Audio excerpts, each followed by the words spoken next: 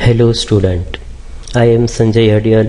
Welcome to our online video lecture series. Today's video lecture we are going to discuss about mass storage structure.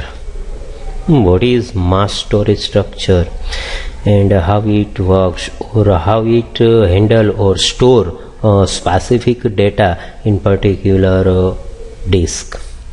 So let's we start it with a basic introduction. તો માસ storage structure બીજું કંઈ જ નથી, પણ એક magnetic disk તરીકે આપણે એને કન્સિડર કરી શકીએ છીએ. જનરલી આપણો જે એક ડેટા છે એ મોડર્ન કોમ્પ્યુટરની અંદર અથવા તો કોઈ જગ્યાએ ખાસ તો ડેટાને સંગ્રહ કરવામાં આવે તો આપણે જનરલી હાર્ડ ડિસ્કનો યુઝ કરાવીએ છીએ, બરાબર છે, કે જેની અંદર ડેટાને સ્ટોર કરવામાં. પણ ખરેખર એ જે એક મેગ્નેટિક ડિસ્ક જે છે, સીડી, ડીવીડી, મેગ્નેટિક ડિસ્ક, એમની અંદર જ્યારે ડેટાનો સંગ્રહ થાય છે અથવા તો એની અંદર ડેટાને રાઇટ કરવામાં આવે છે, ડેટાને રીડ કરવામાં આવે છે, એ ખરેખર કયા સ્ટ્રક્ચરની અંદર રીડ કરવામાં આવે છે, રાઇટ કરવામાં આવે છે, એના માટેની એક બેઝિક ઇન્ફોર્મેશન આપણને પર્ટિક્યુલર કોન્સેપ્ટની અંદર છે એ સમજાવેલી છે. તો પેલું નાનું ઇન્ટ્રોડક્શન જોઈએ કે in modern computer most of the secondary storage is in the form of magnetic disk. હમણાં જ મેં કીધું એ રીતના કે જનરલી આપણે ડેટા જે સ્ટોર કરીએ છીએ એ સેકન્ડરી સ્ટોરેજ ડિવાઇસની અંદર ડેટાનો સંગ્રહ કરવામાં, મોસ્ટ ઓફ હાર્ડ ડિસ્કની અંદર આપણે ડેટા સ્ટોર કરાવીએ, સીડી, ડીવીડી, મેગ્નેટિક ડિસ્ક, બરાબર છે. તો એની અંદર ડેટાનેથી શું કરવામાં આવે છે, સ્ટોર કરવામાં આવે છે. Hence knowing the structure of a magnetic disk is necessary to understand how the data in the disk is access by the computer. અને એટલા માટે આપણે અહીંયા આગળથી એના માટેનું એક જે બેઝિક સ્ટ્રક્ચર છે એ સ્ટ્રક્ચરને સમજવું જરૂરી છે કે ખરેખર ડેટા કેવી રીતના રીડ થાય છે, કેવી રીતના રાઇટ થાય છે, કે જ્યારે આપણે લેટરથી કોમ્પ્યુટર એને એવી રીતના એક્સેસ કરે છે તો એ ડેટાને કેવી રીતના એક્સેસ કરી શકે છે. તો અગેઇન કોન્સેપ્ટને ડિટેલ ડિસ્કશન કરતાં પહેલાં આપણે એક ડાયગ્રામિકલી ઇન્ફોર્મેશન જે આપવામાં આવેલી છે એ કોન્સેપ્ટને પહેલાં સમજીએ અને પછી છે એ થિયરી પોર્શનને જોઈએ. તો અહીંયા આગળ આપણે જોઈ શકીએ છીએ કે આ ડાયાગ્રામની અંદર આપણને એક મેગ્નેટિક ડિસ્કનું સ્ટ્રક્ચર આપવામાં આવેલું છે કે જે અગેઇન આવા ફોર્મેટની અંદર આપણી સામે જે એક સીડી, ડીવીડી, હાર્ડ ડિસ્ક અથવા તો કોઈ એવી ડિસ્ક છે એ ડિસ્ક જનરલી ડિવાઈડ થયેલી હોય છે, બરાબર છે. તો ત્યાં આગળથી સૌથી પહેલાં ઇન બિટવીન વચ્ચે આપણે જોઈ શકીએ છીએ એક સિમ્બોલ જેને સ્પિન્ડલ તરીકે છે એ ઓળખી શકાય છે, જે એક પર્ટિક્યુલર રોટેશનની અંદર સીડી, ડીવીડીને છે શું કરાવડાવે છે, રોટેટ કરાવડાવે છે, ફેરવે છે. અહીંયા આગળથી આ આર્મ અસેમ્બલર છે કે જે ડાયરેક્ટ ઇનડાયરેક્ટલી આપણે 1, 2 અને 3 જે જોઈએ છીએ એને પ્લેટર તરીકે ઓળખી શકાય. અહીંયા આગળથી આપણે જોઈ શકો છો એરો સાથે ઇન્ફોર્મેશન આપી છે કે એક પ્લેટર, બીજું પ્લેટર, ત્રીજું પ્લેટર. તો આવી રીતના એક પ્લેટરની ઉપર બીજું, બીજાની ઉપર ત્રીજું, ત્રીજાની ઉપર ચોથું, આવા પ્લેટરથી આપણો આ કન્સેપ્ટ છે એ ડિઝાઇન થયેલો છે. અથવા તો જે મેગ્નેટિક ડિસ્ક છે એ ડિસ્ક આવી રીતના ડિઝાઇન થયેલી છે. હવે આ દરેક જે પ્લેટર છે એ પ્લેટરને રીડ અને રાઇટ કરવા માટે ત્યાં આગળથી છે એ આર્મ અસેમ્બલરનો યુઝ કરવામાં આવે છે. અહીંયા આગળથી જોઈ શકો છો, જો આ હેડ તરીકે ઓળખી શકાય છે, જેને આપણે રીડ રાઇટ આર્મ હેડ તરીકે પણ ઓળખી શકીએ છીએ. જો આ સેકન્ડ તો મીન્સ શું કરે છે કે અહીંયા આગળથી ઉપર અને એવી જ રીતના નીચેથી પણ એને હેડ આપવામાં આવેલું છે કે ટૂંકમાં ડેટા જે રાઇટ થાય છે એ ઉપરની સાઈડ અને એવી જ રીતના પ્લેટરની નીચેની સાઈડ પણ છે એ રાઇટ કરવામાં આવે છે. તો એવી જ રીતના ડેટાને જ્યારે રીડ કરવો હોય તો પણ એ ઉપરની સાઈડ અને નીચેની side means top and bottom બંને સાઈડથી ડેટાને રીડ અને રાઇટ કરી શકાય. પણ કોની મદદથી ડેટાને રીડ અને રાઇટ કરવામાં આવે છે, તો with the help of this particular arm head, બરાબર છે. જે આ બ્લેક કલરના આપણે જોઈ શકો છો એને આપણે આર્મ હેડ તરીકે ઓળખી શકીએ છીએ, જે હેડ થ્રુ ડેટાનેથી રીડ કરવામાં આવશે, રાઇટ કરવામાં આવશે. હવે કેવી રીતના રીડ થશે, રાઇટ થશે, તો ત્યાં આગળથી આ દરેક પ્લેટર જે છે એ પ્લેટર અલગ અલગ ટ્રેકની અંદર ડિવાઈડ થયેલું હોય છે. જો અહીંયા આગળથી આપણે એક આ રાઉન્ડ અંદર આપ્યું છે તો એ રાઉન્ડને આપણે ટ્રેક તરીકે ઓળખી શકીએ છીએ. એક ટ્રેક, ત્યાર પછી બીજું ટ્રેક, ત્રીજું ટ્રેક, ચોથું ટ્રેક, આવી રીતના ટ્રેક વાઇઝ છે એ ડેટા રીડ એન્ડ રાઇટ થતો હોય છે. એ ટ્રેકની અંદર અગેઇન અલગ અલગ આપણે જે નાના નાના બોક્સ જોઈ શકીએ છીએ ચોરસ, બરાબર છે, ખાના જેવા, એને આપણે સેક્ટર તરીકે ઓળખીએ છીએ. તો જ્યારે રીડ રાઇટ હેડ જે છે ડેટાને રાઇટ કરાવડાવશે અથવા તો રીડ કરાવડાવશે, તો એ પર્ટિક્યુલર સેક્ટરમાંથી ડેટાને છે એ રીડ અથવા તો રાઇટ છે એ કરાવડાવશે. તો અહીંયાથી સપોઝ કે રીડ રાઇટ હેડ સ્ટાર્ટ થાય છે એટલે આપણી આ જે પ્લેટર છે એ પર્ટિક્યુલર રોટેશનની અંદર એવી રીતના ફરશે અને એની બેઝ ઉપરથી એક સેક્ટરમાં ડેટા રાઇટ થશે, બીજામાં, ત્રીજામાં, એ રીતના કન્ટિન્યુઅસલી અહીંયા સુધીનો જ્યારે ડેટા રાઇટ નહીં થાય ત્યાં સુધી કોન્સ્ટન્ટ એને એવી રીતના છે એ રોટેટ કરવામાં આવશે. એટલે એક ટ્રેક છે એ ટૂંકમાં રાઇટ થઈ જાય છે. વળી પાછું એક ટ્રેક કમ્પ્લીટ થઈ જાય એટલે વળી સેકન્ડ ટ્રેક ચાલુ થાય, થર્ડ ટ્રેક ચાલુ થાય, અપ ટુ જ્યાં સુધી ફાઇનલી આખી પ્લેટર છે એ રીડ અથવા તો રાઇટ ન થાય ત્યાં સુધી આ કોન્સેપ્ટને છે આપણે એવી રીતના કન્ટિન્યુ કરવામાં આવે છે. તો આવી રીતના ટ્રેક એટલે શું, સેક્ટર એટલે શું, પ્લેટર એટલે શું, એ રીતના સિલિન્ડર આપ્યું છે. સિલિન્ડર શું છે તો કે આપણે જોઈએ છીએ 1, 2, આ 3, આ બધાને એક ડાયરેક્ટ ઇનડાયરેક્ટલી સિલિન્ડર તરીકે પણ ઓળખી શકાય છે, બરાબર છે. તો આવો એક જે બેઝિક ખાસ વસ્તુ આપણે સમજવાની આગળ એ જ છે કે સ્ટ્રક્ચર ઓફ મેગ્નેટિક ડિસ્ક તરીકે અથવા તો હાર્ડ ડિસ્ક છે, સીડી છે, ડીવીડી છે, એ બધા કોન્સેપ્ટ આવી રીતના પર્ટિક્યુલર પ્લેટરની અંદર, પ્લેટર છે એ કોઈ ટ્રેકની અંદર, ટ્રેક છે એ કોઈ સેક્ટરની અંદર ડિસ્ટ્રીબ્યુટ થયેલા છે. ઘણી વખત વિદ્યાર્થી મિત્રો ખાસ તમે ચેક કરાવજો કે સીડી ડીવીડી આપણે સીડી હોય તો ભલે અથવા તો ડીવીડી હોય તો ભલે તમે એને રાઇટ કરાવડાવો છો એટલે પછી તમે એને રાઇટ થઈને આમ તમારી સામે રાખશો ને એટલે જ્યાં સુધીની ડેટા સીડીની અંદર લખાયેલો હશે ને એ આપણને જોઈ શકાય છે, વિઝ્યુલાઇઝ થઈ શકશે કે ભાઈ ત્યાં સુધીનો ડેટા રાઇટ થયેલો છે. તો એ આપને આવી રીતના ટ્રેક ફોર્મેટમાં જ જોવા મળશે. આ પ્રેક્ટિકલી છે, તમે ચેક કદાચ કરી શકો છો, બરાબર છે. એ તમારા ડેટા રાઇટ થઈ જાય એટલે તમારે આમ સામે રાખશો સીડી અથવા તો ડીવીડીને એટલે તમને આવી રીતના જેટલા ટ્રેકની અંદર આપણો ડેટા રીડ અથવા તો રાઇટ થયેલો હશે ને એ આપણને ત્યાં આગળથી જોવા મળે છે. તો અગેન આપણો પર્પઝ ત્યાં આગળથી આ ડાયાગ્રામને બહુ સારી રીતના મેન્શન કરજો. એક્ઝામની અંદર એ પણ જો ક્વેશ્ચન પૂછવામાં આવે તો આવી જ રીતના આપણે આ ક્વેશ્ચનને છે એ ડ્રો કરી અને ક્વેશ્ચનને એનાલાઇઝ કરી શકીએ છીએ. હવે આખા કન્સેપ્ટને આપણે પ્રોપરલી એક થિયરી બેઝથી છે સમજવાનો પ્રયત્ન કરીએ. અ magnetic disk contains several platter. Each platter is divided into circular shape known as a track. બરોબર છે કે આપણી જે મેગ્નેટિક ડિસ્ક છે, હમણાં મેં સીડી, ડીવીડી, હાર્ડ ડિસ્ક એ કીધું, એ ડાયરેક્ટ ઇનડાયરેક્ટલી આવા ઘણા બધા સેવરલ પ્લેટરની અંદર ડિવાઈડ થયેલા છે. અને આ દરેક પ્લેટર્સ છે એ ડાયરેક્ટ ઇનડાયરેક્ટલી છે શેની અંદર ડિવાઈડ થયેલા છે, ટ્રેકની અંદર. અને track again divided in sector. પોઈન્ટને મેન્શન કરજો. હમણાં જ આપણે અહીંયા આગળથી ડાયાગ્રામમાં સમજાયું કે આ જે છે એને પ્લેટર કહેવાય, પ્લેટર 2, પ્લેટર 3, અને આ દરેક પ્લેટરની અંદર શું આવેલા છે, આવા ટ્રેક આવેલા છે. અને આ દરેક ટ્રેકની અંદર શું આવેલા છે, આવા નાના નાના જે ચોરસ બોક્સ જોવો છો ને એને સેક્ટર તરીકે આપણે કન્સિડર કરી શકીએ છીએ. તો અગેન ત્યાં આગળથી સ્ટેટમેન્ટ આપણને સમજાય છે, the length of the track near the centre is less than the length of the track further from the center. Each track is further divided into sector as shown in the below. અહીંયા આગળ આપણે હમણાં જોયું કે આ દરેક જે sector છે, સોરી ટ્રેક છે, એ કોઈ ચોક્કસ લેન્થ સાથે એવી રીતના એને ક્રિએટ કરવામાં આવે છે, ફિક્સ્ડ સાઇઝ સાથે એને ક્રિએટ કરવામાં આવે છે. અને દરેક ટ્રેક છે એ ટ્રેક શેમાં ડિવાઈડ થયેલા છે, આવી રીતના સેક્ટરની અંદર ડિવાઈડ થયેલા છે. Next, the collection of all tracks that are the same distance from the edge of the platter. અને આ જે ટ્રેક છે એ જનરલી હમણાં મેં કીધું એવી રીતના ફિક્સ્ડ સાઇઝની અંદર સેમ ડિસ્ટન્સ સાથે એને એવી રીતના ડિસ્ટ્રીબ્યુટ કરવામાં આવેલા છે અને એવી રીતના પ્લેટરની અંદર છે રિપ્રેઝન્ટ કરવામાં આવેલા હોય છે. All track immediately above one another in the following diagram is called a cylinder.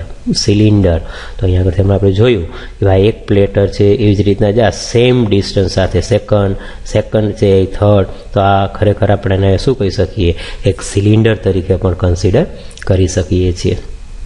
Next one, a read write head is used to read data from a sector of the magnetic disk. હમણાં જ આપણે ડાયાગ્રામમાં જોયું કે આ એક read write હેડ છે કે આ હેડ થ્રુ જ ડેટાને શું કરવામાં આવશે, CD, DVD અથવા તો મેગ્નેટિક ડિસ્કમાંથી ડેટાને જે રીડ કરવામાં આવશે એઝ વેલ એઝ ડેટાને રાઇટ કરવામાં આવશે. The speed of the disk is measured by two parts. One is transfer rate and second one is random access time. તો transfer rate શું છે? This is the rate at which the data move from disk to the computer.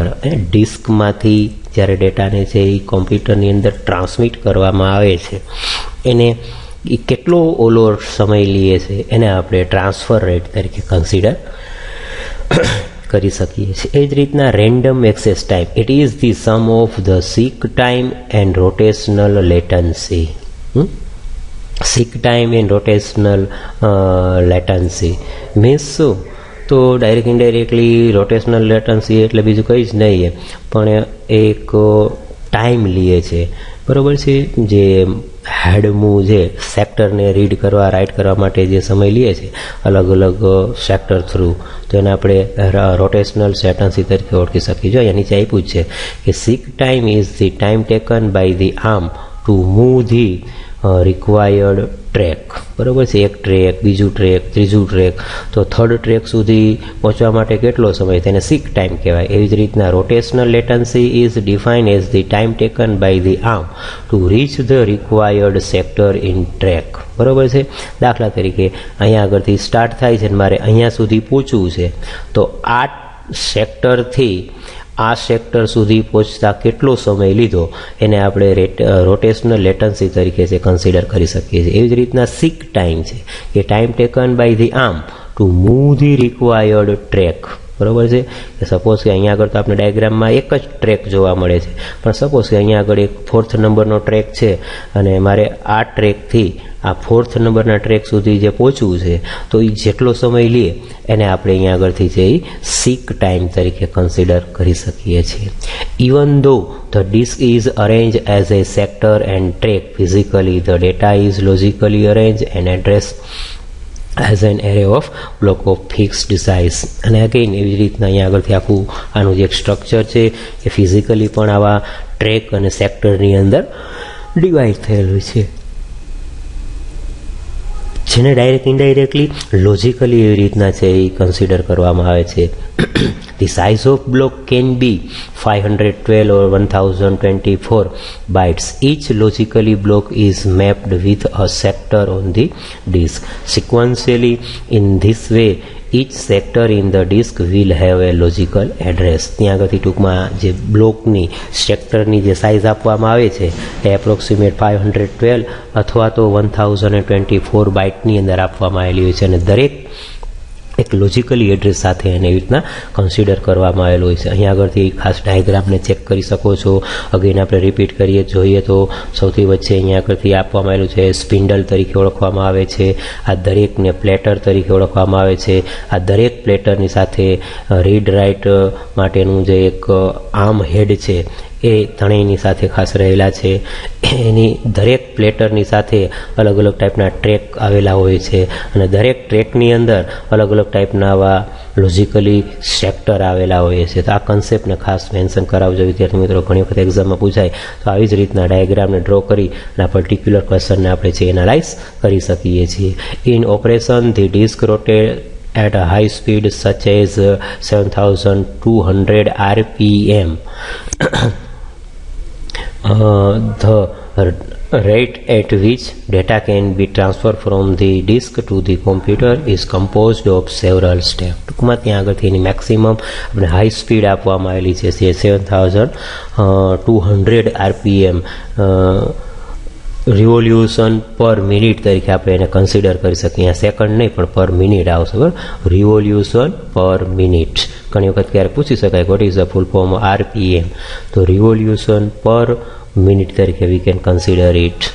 The rate at which data can be transferred from the disk to the computer is composed of several steps. તો અહીંયા આગળ અલગ અલગ એના જે step આપ્યા છે તે ખાસ positional timing, seek time or random access time is the time required to move the head from the one cylinder to another cylinder and for the head to settle down after the move. This is typically the slowest step in the process and the predominant bottleneck to overall transfer rate. Direct indirectly ટૂંકમાં આ જે concept છે એ all ઓવરથી કેવો છે, slowly છે.